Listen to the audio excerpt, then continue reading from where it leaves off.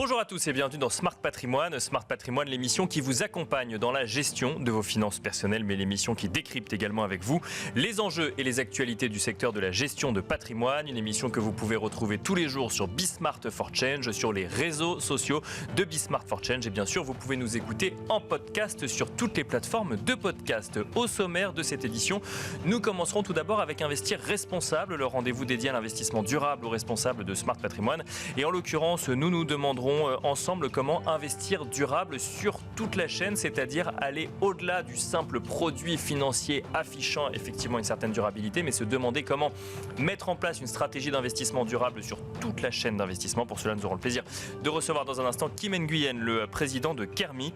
Nous enchaînerons ensuite avec Enjeu Patrimoine, un enjeu patrimoine consacré aux comptes courants rémunérés. On en a vu fleurir certains depuis quelques mois.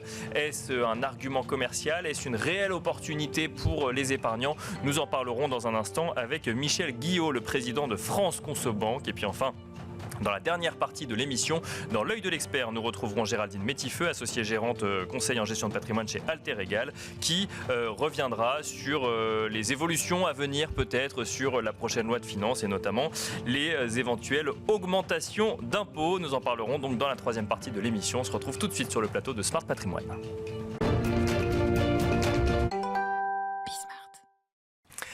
Et c'est parti pour Investir Responsable, le rendez-vous dédié à l'investissement durable ou responsable de Smart Patrimoine. Et en l'occurrence, nous allons tenter de comprendre ensemble comment et pourquoi faire attention à toute la chaîne d'investissement lorsque l'on veut mettre en place une stratégie d'investissement durable ou responsable. Et pour cela, nous avons le plaisir de recevoir sur le plateau de Smart Patrimoine Kim Nguyen. Bonjour Kim Nguyen. Bonjour Nicolas. Bienvenue sur le plateau Smart Patrimoine, vous êtes président de Kermit. Alors, l'investissement durable est devenu un argument d'investissement à part entière, une volonté d'investissement de la part d'un certain nombre d'épargnants. Mais une question subsiste, il y a le produit d'investissement choisi et il y a toute la chaîne qui amène à choisir ce produit d'investissement. Pourquoi est-ce qu'il faut s'intéresser à cette chaîne aussi et pas simplement à cette ligne dans notre portefeuille ? C'est vrai qu'on se concentre beaucoup sur les produits qui sont la partie immergée de l'iceberg. On parle des labels ISR, vous en parlez beaucoup sur ce plateau. Et on oublie que pour en arriver là, effectivement, un épargnant, il passe par un certain nombre d'intermédiaires, que ce soit des banques, les banques privées, ses conseils, les assureurs. Et on se pose moins la question de ces gens-là. Est-ce que ces gens-là, quelque part, s'appliquent aussi les règles que nous, on cherche à imposer dans les entreprises dans lesquelles on investit? D'accord. En d'autres termes, est-ce que l'assureur, il s'applique des règles de RSE, de responsabilité sociale, les mêmes que celles qu'on peut attendre dans celles qu'on cherche dans les entreprises dans lesquelles on investit? Et je pense que c'est un sujet qui n'est pas tellement abordé, finalement, parce qu'on se concentre vraiment sur le bout de la chaîne et qu'il faudrait se poser quand même la question des intermédiaires et de la qualité des intermédiaires qu'on choisit. Pourquoi? Parce que pour une raison évidente de cohérence. C'est-à-dire que, je donne un exemple bête, mais j'investis à travers une banque dans des fonds qui interdisent les énergies fossiles, mais ma banque finance de son côté énormément d'industries fossiles. On arrive un peu à neutraliser ce que je cherche à faire. C'est la question, c'est-à-dire qu'en fait, on a, mettons, un fonds d'investissement dans lequel un particulier peut investir, un certain nombre de lignes dans le fonds d'investissement. Il y a des analyses, il y a des labels, il y a des vérifications et il y a des règles à respecter. Et ce que vous dites, c'est qu'il faudrait appliquer ces règles-là à tous les acteurs de la chaîne qui m'ont permis d'avoir accès à ce fonds in fine. Tout à fait. Mais prenons un exemple, mes valeurs, c'est peut-être l'égalité homme-femme. Je cherche des fonds qui prônent l'égalité homme-femme, j'en trouve, des fonds thématiques, des fonds labellisés, ça en trouve aujourd'hui. Mais la société de gestion qui me les propose, la banque qui me les propose, ils sont à majorité masculins, ça arrive souvent. Ouais. Voilà, donc pourquoi est-ce qu'il y a une cohérence dans mon action ou est-ce qu'il ne faudrait pas que je me penche un peu sur cette question-là pour être cohérent sur la totalité de ma chaîne d'investissement? Ça, c'est le principe. Après, la question, c'est comment on fait, parce que c'est pas toujours évident. C'est ça, c'est-à-dire, est-ce qu'on va, du coup, on va pas aller sur tel produit durable parce que la société de gestion qui le propose n'est pas en accord avec les valeurs que moi j'ai envie de prôner lorsque je vais sur tel produit? Je pense que c'est une question qu'il faut se poser, mais déjà, je pense qu'il faut avoir accès à l'information. Et ça ne concerne pas que la société de gestion. Il y a évidemment le conseiller en gestion de patrimoine, bien sûr, qui a un conseil, la banque privée aussi qui a des conseils, la banque elle-même, l'assureur aussi. Donc il y a toute une chaîne avec des questions. Nous, nous, ce qu'on a de plus en plus, c'est des questions des gens qui me disent oui, mais moi, je voudrais changer de banque, je voudrais changer d'assureur. Est-ce que vous avez mieux à me proposer? Alors, je crois que la première chose là-dedans, c'est de considérer qu'il y a personne n'est parfait. Dans cette structure-là, aujourd'hui, on est dans un système de toute façon financier au final, donc on peut tirer les limites très très loin. Personne n'est exactement parfait. Il y a des gens qui sont mieux que d'autres, ça c'est sûr. Donc ça vaut le coup de jeter un coup d'œil. La bonne nouvelle, c'est qu'on a de plus en plus d'informations. D'accord, puisque la loi Pacte, par exemple, a imposé à tous ces acteurs, à travers leur rapport article 29, de présenter leur politique d'investissement durable, ce qu'ils font en interne, comment ils traitent leurs salariés, comment ils font sur l'environnement, etc. Donc de plus en plus, on a de l'information qui est disponible. Alors pas toujours évidente, il faut aller la chercher, il faut la décrypter. Ça, c'est l'obligation réglementaire. Et puis en plus, on va avoir CSRD qui arrive pour les gros, quand les gros assureurs vont être soumis à CSRD, donc publication obligatoire d'une espèce de bilan extra-financier qui va nous permettre aussi d'avoir des données comparables entre eux, donc tout ça c'est intéressant. Aussi voir leur gamme, quand une banque vous propose une gamme de produits, s'il y a un produit responsable et 10 produits pas responsables, ça sent un peu l'arbre qui cache la forêt, le greenwashing. Le greenwashing, c'est ça. Voilà. Donc on se méfie un petit peu, on a un petit peu la puce à l'oreille. Donc tout ça, je dirais, même le cadre réglementaire évolue, pas toujours mis en avant, mais je pense que ça vaut la peine de faire des travaux de recherche là-dessus. Concrètement, quand on est épargnant ou épargnante et qu'on veut s'assurer que toute la chaîne respecte mes valeurs, si je comprends bien ce que vous dites, on est un peu seul jusqu'à trouver un premier partenaire qui potentiellement me permette de défricher un petit peu le reste. Exactement. Et où est-ce qu'on trouve l'information? Alors aujourd'hui, il y a quand même beaucoup d'informations disponibles sur les sites internet. Les sociétés communiquent énormément. Il y a très peu de sociétés aujourd'hui qui n'ont pas un onglet notre politique responsable. Après, l'enjeu c'est de voir, est-ce que c'est du greenwashing ou est-ce que faut aller plus loin. Je dirais qu'il faut s'adresser. Déjà, il faut faire son petit travail personnel. Et puis après, il y a au-delà du cadre réglementaire, il y a de plus en plus de labels, d'initiatives, de certificats. L'AMF propose un certificat AMF ESG pour les professionnels. Donc, si par exemple votre CGP a ce certificat, on peut déjà dire que c'est quelqu'un qui n'est pas complètement incompétent dans le domaine de l'ESG. C'est quelqu'un qui a envie de ça. Si la personne adhère à des associations type les acteurs de la finance responsable, donc ça c'est quelqu'un qui a envie de faire avancer un petit peu les choses. Donc on a des signaux quand même forts là-dessus. Justement, Kim Nguyen, vous êtes vous-même, je crois, membre des acteurs de la finance responsable. On voit de plus en plus de conseillers en gestion de patrimoine mettre en avant effectivement une volonté, une stratégie ESG. Ça veut dire que vous êtes de plus en plus nombreux au sein des acteurs de la finance responsable. Comment est-ce qu'on s'assure que le discours est en corrélation avec les actions? C'est une bonne question et c'est un point sur lequel on travaille puisque aux AFR, on va lancer un label pour les CGP. Donc ça va être fait. Donc on va avoir un label qui va identifier les CGP qui font vraiment des efforts sur un certain nombre de points qui nous semblent importants pour nous et pour nos valeurs. Donc ça sera un point de repère. Mais bon, il n'y a pas que nous, il n'y a pas que ça. Il y a vraiment des gens qui sont motivés et qui avancent, même si on est effectivement nombreux aux AFR. Il y a d'autres CGP qui font quand même des choses. Les CGP, c'est une chose à part entière, mais il y a aussi, il ne faut pas oublier les banques privées. Il y a la banque privée aussi. Qu'est-ce qu'ils proposent en termes de mandat? Est-ce qu'ils proposent des alternatives? Est-ce que c'est un produit parmi d'autres? Donc il y a tout un tas de questions à se poser. Malheureusement, aujourd'hui, je pense que comme on le disait au début, c'est la partie un petit peu orpheline de la réflexion et on n'a pas encore eu tous les éléments et c'est pas évident pour le particulier de s'y retrouver. Mais la bonne nouvelle, c'est que ça avance, que ce soit par le cadre réglementaire ou le cadre volontaire. Il y a des choses qui se font et on peut aller trouver aujourd'hui l'information sur Internet. Donc là-dessus, on avance. Ça peut être un argument marketing aussi, l'ESG, et justement, ce que vous disiez, effectivement, quand il y a un fonds ESG parmi 10 fonds qui ne le sont pas, on peut se laisser tromper par un argument marketing? Bien sûr. Je pense que c'est le grand danger. Aujourd'hui, on parle du greenwashing de compétences, même aujourd'hui, sur des sujets. Dès qu'il y a un sujet, la biodiversité, ça devient un sujet, tiens, on va faire un fonds de biodiversité. Donc là, c'est une logique d'opportunité. Et la question, c'est quelle est l'envie réelle, qu'est-ce qui pousse vraiment la structure à faire ça derrière? Est-ce que c'est un choix marketing et commercial ou est-ce que c'est un vrai choix de conviction? Et donc là, c'est là où il faut aller voir un petit peu au-delà des apparences pour essayer de s'y retrouver. Le greenwashing de compétences, c'est quoi? C'est mettre en avant des compétences d'investissement durable qu'on n'a pas réellement Sur la biodiversité, c'est un sujet qui est technique et scientifique, qui est assez fort. Par exemple, typiquement, tout le monde ne peut pas se vanter demain d'être un spécialiste de la biodiversité. Malheureusement, quand il y a des opportunités, il y a des fonds qui se créent assez rapidement. Je parle des fonds, mais il y a aussi des gens qui vont se réclamer de ce type de compétences et qui vont se mettre en avant alors qu'ils ne sont pas vraiment... il faut être spécialiste. Pareil sur l'énergie, quand on descend très très loin, sur la décarbonation, sur les choses comme ça, il faut quand même être ingénieur. Donc nous, on reste des modestes financiers. C'est ce que j'allais dire, c'est que ce n'est pas le métier du conseiller en gestion de patrimoine ou du banquier privé de devenir ingénieur ou de devenir un expert en biodiversité. Donc ça, c'est aussi un signe. Est-ce que ces gens sont bien accompagnés? Est-ce qu'ils sont adossés avec des grosses structures, avec des ingénieurs spécialisés sur ce sujet? Donc tout ça, c'est des signaux forts qui me semblent, si vous voulez, participer à la cohérence de la démarche du placement financier. Il faut qu'on arrête de se positionner uniquement sur le produit qui est là à la fin, mais qu'on se pose la question de tout l'écosystème en fait, et ça fera bouger les choses. Si on rentre dans le concret et on finira là-dessus, ça veut dire quoi? Qu'on commence par trouver le bon conseil avant d'aller chercher les bons produits, et ce bon conseil, on le trouve en regardant les associations, en regardant les sites internet, en analysant éventuellement les partenaires du conseil en tant que tel. Oui, je pense que c'est ça, c'est la démarche du conseiller. Et puis bon, après, il ne faut pas se leurrer non plus. On a tous des besoins différents, on a tous des appétences différentes et qu'il faut rencontrer les gens. Mais je pense qu'il y a un travail en amont à faire. Après, on ne va pas se leurrer non plus, on ne va pas changer les choses à 90 degrés. Tout le monde n'est pas capable de changer de banque du jour au lendemain, de switcher toute son épargne. On a tous des besoins d'emprunt, etc. Mais je pense qu'on a un effort à faire là-dessus, à plus juste se reposer sur nos partenaires habituels, se poser la question, est-ce que nos partenaires ils sont cohérents avec nos valeurs? Est-ce qu'il ne faut pas qu'on fasse évoluer les choses si ils ne le sont pas, soit en changeant, soit en leur posant des questions? Merci beaucoup Kim Nguyen de nous avoir accompagnés dans la première partie de Smart Patrimoine. Je rappelle que vous êtes président de Kermit et quant à nous, on se retrouve tout de suite dans Enjeu Patrimoine.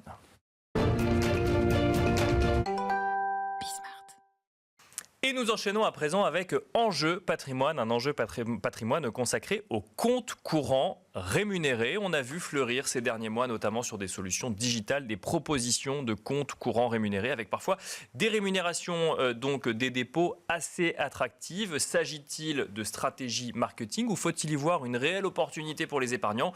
La question est posée tout de suite à Michel Guillot. Bonjour Michel Guillot. Bonjour à vous, merci de nous recevoir sur ce plateau ce matin. Merci à vous d'être avec nous. Vous êtes président de France Conso Banque. Alors on ne va pas forcément citer les solutions qui proposent aujourd'hui des comptes courants rémunérés, mais ça permet de poser cette question. Effectivement, on a des livrets réglementés qui proposent des rémunérations, on a des investissements qui proposent des intérêts face à un risque pris par les investisseurs, et on a cette idée aussi d'avoir des dépôts, des comptes courants qui pourraient être rémunérés par les banques. Ça se fait assez peu en France, Michel Guillot, j'ai l'impression. Et est-ce qu'on est dans un objectif marketing ou est-ce que peut-être on est en train de voir une nouvelle manière d'aborder le sujet des dépôts en France? Alors ce qu'il faut comprendre, si vous voulez, c'est un petit peu le poids de la tradition dans ce domaine-là, puisqu'en 1966, quand naît la banque moderne, l'État interdit la rémunération des dépôts. D'accord. Donc à l'époque, les choses sont au moins c'est clair. Ouais. C'est interdit. Alors avant 66, si vous voulez, le problème ne se posait pas, puisqu'en fait, très peu de Français avaient un compte courant. À partir de 66, les pouvoirs publics encouragent les banques à aller rechercher des dépôts. Donc on passe dans un autre univers, on passe dans un univers où on parle de course au guichet pour justement drainer de nouveaux clients et trouver donc les dépôts correspondants pour les banques. Et donc là, effectivement, la rémunération aurait pu être un moyen, sauf que c'est interdit par l'État, donc on ne peut pas le faire. Voilà. Alors là, à l'époque, pour nous, en tout cas la lecture qu'on en fait, c'est qu'on est dans une époque du nini. Ni rémunération des comptes courants, ni facturation des services qui vont avec les comptes courants. Au début. Au début. Oui. Alors ça, je dirais que la politique du nini a assez bien marché jusqu'aux alentours des années 2000, où effectivement, on était à l'époque, alors là, on croit rêver, mais je dirais que tout était gratuit, sauf exception, d'accord ? Alors qu'au jour d'aujourd'hui, on voit bien, en tout cas on peut le constater tous les jours, c'est exactement l'inverse. Tout est payant, sauf exception. D'accord. En tout cas, donc, cette époque de nini a vécu quand même assez bien jusqu'aux alentours des années 2000. Aux alentours des années 2000, ce qui s'est passé, il s'est passé plusieurs choses. Il y a eu une concentration accélérée du système bancaire. On est passé d'un système très éclaté où il y avait des centaines de banques à un système où finalement sont apparus 7 grands groupes bancaires, qui sont les grands groupes bancaires qu'on connaît au jour d'aujourd'hui. Je ne vais pas retracer tout ce qui s'est passé, mais qu'on songe quand même à l'absorption de l'ex-Crédit Lyonnais par le Crédit Agricole, du Crédit du Nord par la Société Générale, etc. etc. Donc ça donne des grands groupes bancaires. Ouais. Alors avec quand même un inconvénient de notre point de vue, c'est qu'on assiste quand même à la naissance d'un oligopole qui n'a aucune raison, si vous voulez, de se remettre en cause, par exemple, sur le sujet de la rémunération des comptes courants. Mais alors, aujourd'hui, c'est autorisé ? Alors, aujourd'hui, c'est autorisé depuis 2005, sachant que dans l'intervalle, donc, toutes les banques ont mis en place une tarification des services, et nous, on met vraiment en parallèle, si vous voulez, la rémunération des comptes courants et la politique tarifaire des banques. D'accord. Parce que ce qu'on dit, si vous voulez, c'est qu'il faut être cohérent au niveau de la politique financière menée par les banques. Soit on dit qu'on pratique des prix de marché pour tout, donc pour les services associés aux comptes courants, mais dans ce cas-là, pourquoi est-ce que les banques ne rémunèrent pas les comptes courants? Surtout qu'il faut savoir quand même que les comptes courants, ce n'est pas quelque chose de marginal, ça pèse à peu près 500 à 600 milliards d'encours. Et qui plus est... 500 à 600 milliards de dépôts sur des comptes courants en France par des Français dans des banques françaises, c'est ce que vous nous dites. Exactement. Et surtout, ce qu'il faut savoir, si vous voulez, c'est que contrairement à ce que disent les banques, c'est que ce sont des dépôts stables. Alors évidemment, d'un point de vue microéconomique, il y a une grande instabilité, mais au niveau macro-financier, on a une très grande stabilité. Donc ce sont vraiment des dépôts très importants.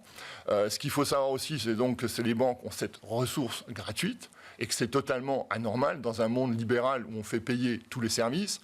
Pourquoi ce service que les consommateurs rendent aux banques, lui, n'est pas rémunéré? Pour nous, c'est un peu l'arnaque du siècle parce qu'on a 500 milliards pas rémunérés. Alors, on peut rapprocher ça en termes de coûts. Alors, quand je parle de coûts, pas pour les banques, mais pour les consommateurs. Ce qu'il faut savoir, c'est que les banques, quand elles ont besoin de ressources, elles s'adressent à la Banque centrale européenne, à un taux, en général, actuellement, entre 3 et 4%. Je crois qu'on est dans les 3,60. Ça veut dire, si vous voulez, que les banques font un hold-up tous les ans de 500 milliards fois 3%, pour faire court, d'environ 15 milliards d'euros. Si je vous suis, Michel Guillot, et pour revenir à ma question de départ, ça veut dire que les comptes courants rémunérés ne sont pas une généralité en France. Aucun grand groupe bancaire actuellement, soyons clairs, ne rémunère les comptes courants. Et alors, quand on voit des solutions digitales proposer des comptes courants rémunérés avec parfois des rémunérations qui peuvent aller jusqu'à 4%, il faut y voir quoi? Il faut y voir une stratégie commerciale ou il faut y voir une nouvelle manière d'aborder la banque? Alors, soyons clairs, ça concerne en général des banques marginales, entre guillemets. D'accord. Des banques qui veulent conquérir des parts de marché. Pour conquérir des parts de marché, donc vous pouvez faire, soit selon la méthode traditionnelle, faire du parrainage et donner 100, 150, 200, 300 euros à chaque ouverture de compte. Ça peut être une politique. C'est la politique des banques en ligne, où vous pouvez faire un coup marketing en disant « Oula, youpi, chez nous, contrairement à la concurrence, les comptes sont rémunérés. » Donc c'est un moyen d'attirer les clients quelque part. Voilà, c'est pur marketing parce que quand on regarde le détail, alors là par contre, je dirais que les choses deviennent un petit peu inquiétantes parce qu'il y a toujours moult conditions à remplir avec des plafonds de rémunération, des planchers, des conditions de fonctionnement du compte qui font que même ceux qui seraient éligibles, au final, ne touchent rien ou pas grand-chose. D'accord. Donc là-dessus, si vous voulez, pour nous, oui, c'est un peu du marketing et du gadget, commercial. Pourtant, si je me base sur ce que vous nous disiez avant et sur votre regret de voir que les comptes courants ne sont pas rémunérés en France, gros regret, c'est vrai que... Est-ce que c'est une spécificité française? Est-ce que dans d'autres pays, on a accès à des comptes courants rémunérés? Alors, aux États-Unis et en Europe, oui, il y a quand même un certain nombre de pays qui permettent d'offrir qui offrent la possibilité d'avoir des comptes rémunérés. Sont des comptes courants, des comptes de dépôt. Oui, qui sont des comptes de dépôt. Comme je le disais il y a quelques minutes, en France, il y a le poids de la tradition et ce fameux interdit qui remonte à 66, sur lesquels les banques se sont arc-boutées pendant très très longtemps. Alors, malgré donc le changement législatif intervenu en 2005, aucun grand groupe bancaire ne rémunère les comptes courants actuellement, ce qui, de notre point de vue, est totalement anormal dans un monde où, en fait, les banques présentent toujours la rémunération des services comme la contrepartie en termes de prix de marché des services en question. Mais est-ce que, alors je reviens sur ces solutions plus jeunes, ce que vous appelez effectivement des solutions marginales qui proposent des comptes courants rémunérés, est-ce que ça peut amener un changement d'approche sur le sujet ou ça reste effectivement trop marginal, comme vous nous le dites à l'heure actuelle, pour imaginer que potentiellement demain on voit des comptes courants rémunérés fleurir? Nous, ce qu'on pense, si vous voulez, c'est que tant qu'on sera dans un oligopole, et la banque c'est un monde oligopolistique, les banques n'ont aucune raison de se tirer une balle dans le pied. D'accord. Donc c'est pour ça que nous, là-dessus, au niveau de France Conso Banque, très clairement, on suggère un changement législatif avec une obligation pour les banques de rémunérer les comptes courants. D'accord. Parce que si on n'introduit pas cette rémunération obligatoire, les banques n'ont aucune raison de le faire, hormis à titre de gadget marketing et commercial. Et toujours dans cette idée d'associer rémunération du compte courant et tarifs pratiqués, oui, c'est ça? Parce que pour nous, les deux vont de pair. Par exemple, la solution de 66 nous convenait très bien. La politique du ni rémunération des comptes, ni tarification des services, nous on trouvait que c'était assez équilibré. Bon, on est maintenant dans une relation déséquilibrée. Pourquoi? Parce que, comme je le disais, les banques ont fusionné. On est dans un cadre oligopolistique qui fait que les banques jouent du rapport de force qu'elles peuvent avoir avec leurs clients. Et donc, elles n'ont aucune raison de rémunérer les comptes courants, alors même qu'elles tarifient au prix fort leurs services. Donc là, il y a un rapport de force à modifier et ça ne peut être fait que via le législateur à ce niveau-là. Merci beaucoup Michel Guillot de nous avoir accompagnés dans Smart Patrimoine. Je rappelle que vous êtes président de France Consobank. Merci beaucoup. Je vous en prie. Merci. Et quant à nous, on se retrouve tout de suite dans l'œil de l'expert. Et nous finissons cette émission avec l'œil de l'expert.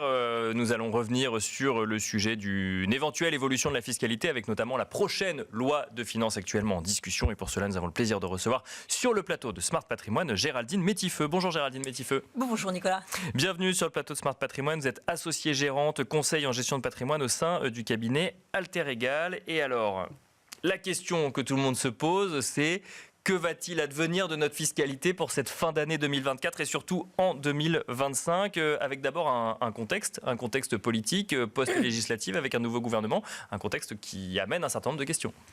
C'est-à-dire qu'on s'était quand même pas mal habitué à cette stabilité fiscale qui n'était pas très habituelle en France, parce que souvenez-vous, sous Sarkozy, sous Hollande, on avait un nombre de lois de finances rectificatives considérables, Bien sûr, très confortable, et finalement, n'en déplaise aux anti-macronistes, c'est pas inconfortable d'avoir 7 ans tranquille. Et on s'en félicitait, on aimait effectivement cette stabilité fiscale. C'était simple, j'ai un peu moins de boulot sur cette partie-là, mais c'était confortable et agréable.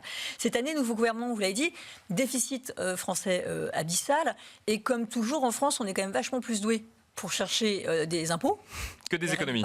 Que des économies. Et comme chacun le sait, augmenter les impôts, ça a toujours réduit le déficit. Je pense que les 40 dernières années nous le démontrent. On va pouvoir regarder ça ensemble un petit peu. Alors, la nouveauté aussi de ce gouvernement, c'est qu'on est presque dans un régime parlementaire, en ce sens qu'il va dépendre du Parlement. Sachant que le gouvernement est un peu bancal, c'est-à-dire qu'il n'a pas de majorité, loin s'en faut. Il a une grosse minorité, mais enfin, dans cette minorité, tout le monde n'est pas d'accord. Donc, ce que je vous propose tout simplement aujourd'hui, Nicolas, c'est de faire un petit tour des possibilités d'évolution fiscale. Vous aurez bien entendu que par évolution, il faut tendre hausse. Bien sûr, oui, c'est ça. Ça, on l'a tous compris, effectivement. Donc, on va voir un peu comment ça fonctionne. Et on peut commencer par celui qui va nous concerner un peu plus, enfin un peu plus tous surtout. Les impôts sur les particuliers. Exactement. Sur les impôts sur les particuliers, on pense à quoi en premier ? L'impôt sur le revenu. Eh oui, bravo. Ouais. Alors, on n'est pas si nombreux à le payer, mais finalement, quand on le paye, on trouve qu'il est un petit peu lourd. Pour ceux qui ont un peu plus gagné leur vie que l'année dernière, qui n'ont pas rajusté leur taux, ils le savent, puisqu'ils ont encore un peu plus d'impôts à payer jusqu'à la fin de l'année. Et à mon avis, c'est pas fini. Alors, à quoi on pense si on veut augmenter un peu les impôts sans que ça se voit? On pense au gel du barème hier. Alors, on en a beaucoup parlé ces dernières semaines. Bien sûr, oui. Ça veut dire qu'en fait, normalement, le barème, vous savez, toutes les tranches de revenus, les 5 tranches de revenus, elles évoluent, enfin le taux est fixe, mais le montant pour l'atteindre doit être un petit peu plus haut chaque année. En lien avec l'inflation notamment. Voilà, par exemple. Alors c'est vrai qu'on attend une inflation à 1,5 à la fin de l'année, mais c'est vrai que chaque année, ces tranches évoluent un petit peu. Ça pourrait être un gel.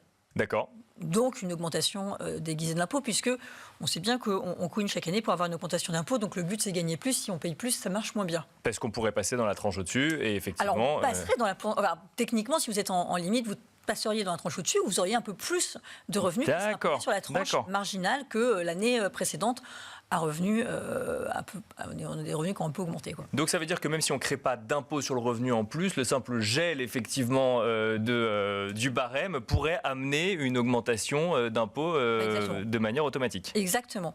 Alors, l'autre point, alors ça, on connaît déjà un gel du barème parce que vous vous souvenez de cette contribution exceptionnelle sur les hauts revenus qui n'a plus tellement grand-chose d'exceptionnel parce qu'elle date de 2012. Quand même. Oui, bien sûr.